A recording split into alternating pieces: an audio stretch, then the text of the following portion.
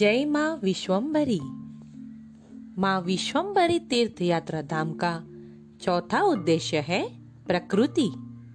प्रकृति इस सृष्टि पे सबसे महत्वपूर्ण भूमिका निभाती है। हमारा मन जब भी उदास होता है तब हम प्रकृति को देखें तो हमारा मन प्रसन्न हो उठता है। तो ऐसा क्यों होता है, कभी किसी ने सोचा है? इतनी सुंदर प्रकृति का निर्माण किसने किया होगा, यह कभी सोचा है?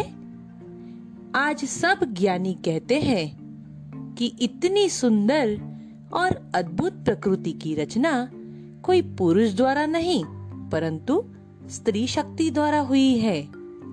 प्रकृति का निर्माण होना स्त्री शक्ति द्वारा ही मुमकिन है। यह स्वाभाविक है क्योंकि सर्जन माँ ही कर सकती है। तो यह माँ कौन है, इस बात का आज तक किसी को पता नहीं है। इतनी सुंदर, आकर्षक, मनमोहक, रंगों से भरी प्रकृति की रचयिता माँ विश्वम्भरी है। हमारी प्रकृति का ध्यान रखने हेतु माँ विश्वम्भरी ने मानव का निर्माण किया तथा मानव को विशेष बुद्धि प्रदान की। लेकिन आज मानव माँ के दिए हुए कार्य को भूला है। माँ ने अनेक सुंदर पशु, पक्षी, वृक्ष, समुद्र, नदी, पहाड़, जीव जंतु, कृमि कीट सब कुछ बनाया। इनमें अति सुंदर रंग भरे। अनेक रंगों से भरी यह प्रकृति हमें कितना कुछ देती है। प्रकृति हमें बिना स्वार्थ के खाने के लिए अन्न, जीने के लिए ऑक्सीजन, हवा, पानी, सूर्य प्रकाश सब कुछ देती है।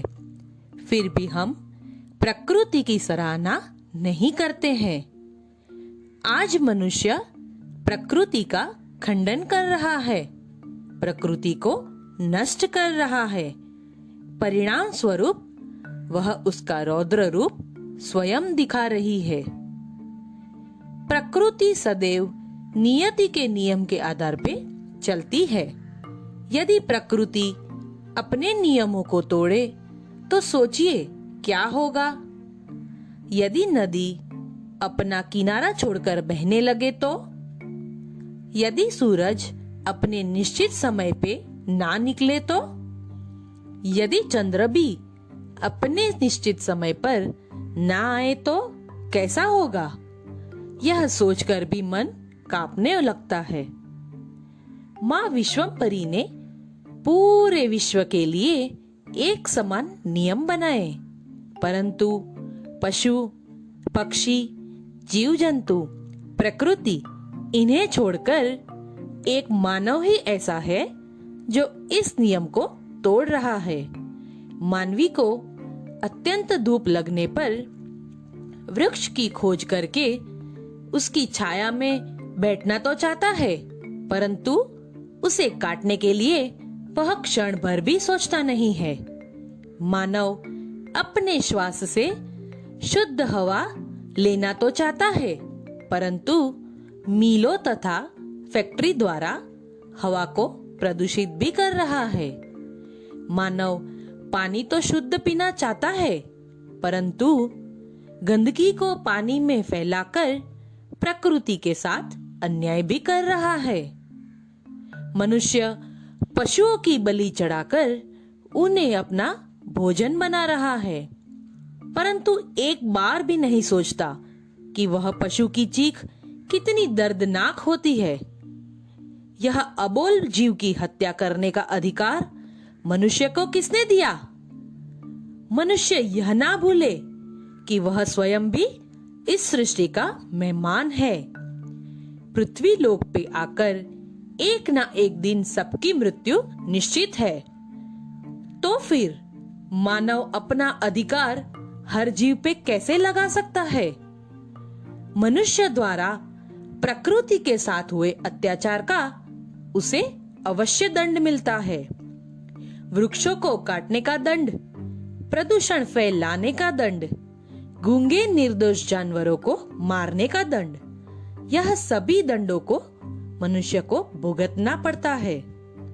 प्रकृति भी रोती है, चीखती है, यह पुकार करती है कि मेरा विनाश ना करें। प्रकृति अपना रौद्र रूप दिखा रही है, क्योंकि आज प्रकृति का खंडन हो रहा है। मानवी अपनी सुख सुविधाओं के लिए प्रकृति को नष्ट कर रहा है। प्रकृति को बचाए रखना एवं उसको सजाए रखने का दायित्व मनुष्य का ही है।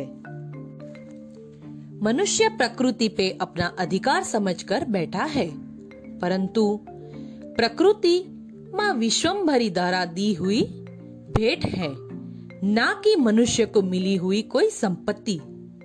किसी ने कहा है कि प्रकृति तेरा रूठना भी जरूरी था, इंसान का घमंड टूटना भी जरूरी था।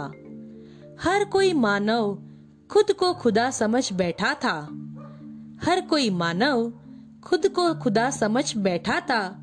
यह शक दूर होना भी जरूरी था। आज प्रकृति द्वारा मिले दंड से हम सब परिचित हैं। कहीं पे दुष्काल तो कहीं पे अकाल, कहीं पे भूकंप तो कहीं पे बीमारी। आज इसका सबसे बड़ा उदाहरण है कोरोना वायरस। सूक्ष्माति सूक्ष्म कोरोना नामक विषाणु ने सारे विश्व में हाहाकार मचा दिया है। लोग घर पे बैठने पे मजबूर हुए हैं। यह कोई सामान्य बात नहीं है। माँ के एक इशारे से इस वायरस का दंड आज मानव भुगत रहा है। मानव जाति को सबसे बड़ा सबक मिला है। मानव अपने ही घर के पिंजरे में बंद है।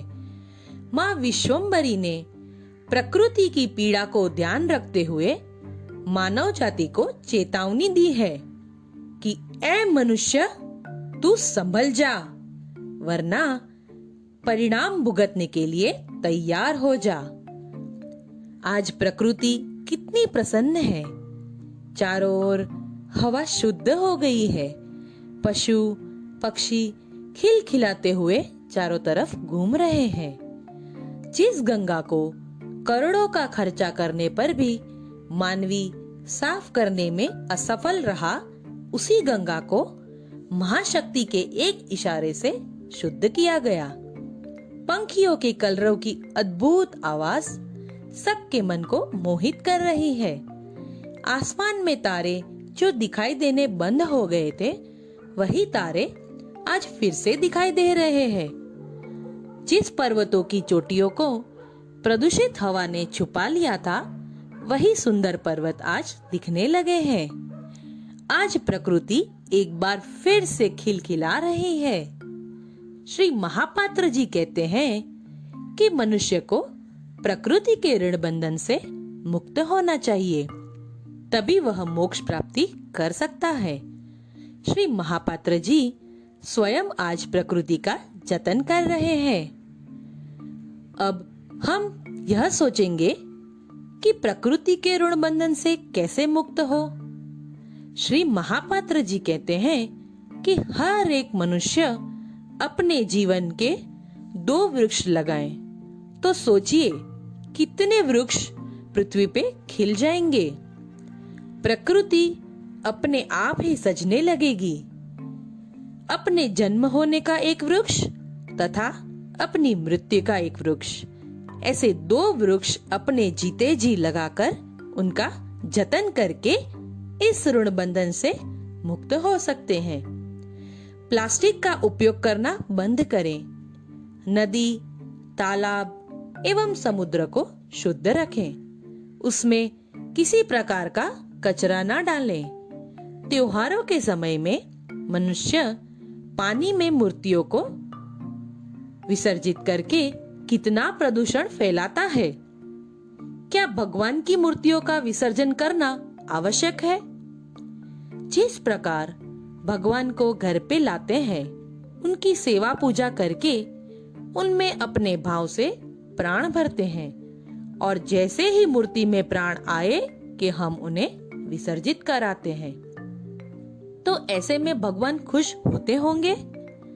यह सभी बातों का विचार करके प्रकृति का जतन करें, ना कि उसका विनाश करें। हम सब प्रकृति के ऋणी हैं। प्रकृति का ऋण चुकाने का संदेश आज हमें माँ विश्वम्भरी तीर्थ यात्रा धाम द्वारा मिल रहा है। यदि हम सब यह संदेश का आचरण करके अपना जीवन जिए तो हम भी प्रकृति के ऋण बंधन से मुक्त हो सकते हैं। जय माँ विश्वम्भरी।